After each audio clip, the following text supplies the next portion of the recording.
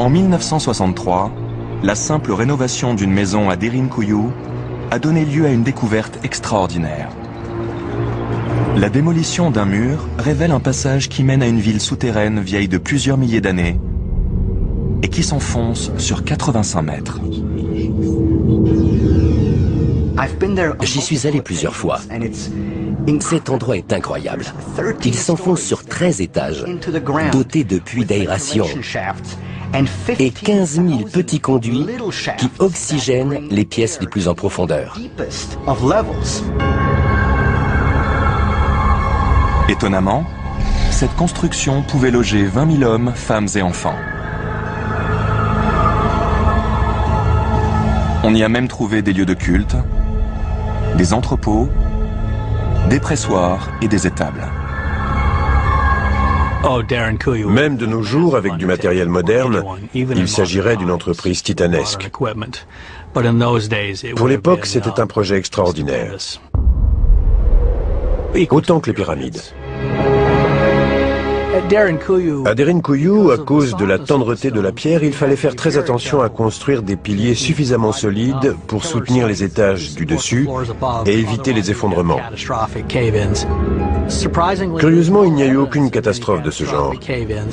Par conséquent, ce peuple devait être très intelligent et connaître son matériau. Cet ouvrage date quand même de la haute antiquité. C'est déroutant. Peut-être qu'il a été construit avec l'aide d'autres civilisations. Qui a creusé cette immense cité souterraine? Et quelle force mystérieuse a poussé ses habitants à vivre sous terre? Pourquoi des gens voudraient vivre enterrés dans ces étranges cavernes? La raison probable fait froid dans le dos. D'après de nombreux archéologues et savants, Derinkuyu servait d'abri temporaire en cas d'invasion.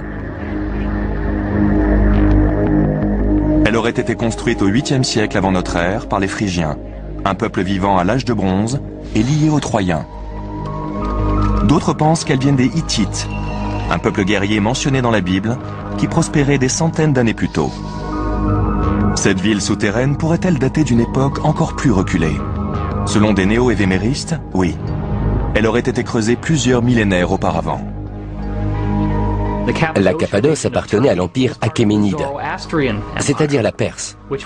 Sa religion, le zoroastrisme, faisait partie des cultes les plus anciens du monde. Le zoroastrisme, une ancienne croyance basée sur l'opposition du bien contre le mal, aurait influencé l'hindouisme et le judéo-christianisme.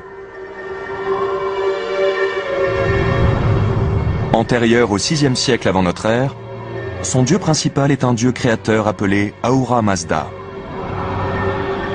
Dans le 2e chapitre du texte sacré de cette religion, le Vendidad, Ahura Mazda sauve l'humanité d'une catastrophe climatique mondiale, comme Noé dans l'Ancien Testament.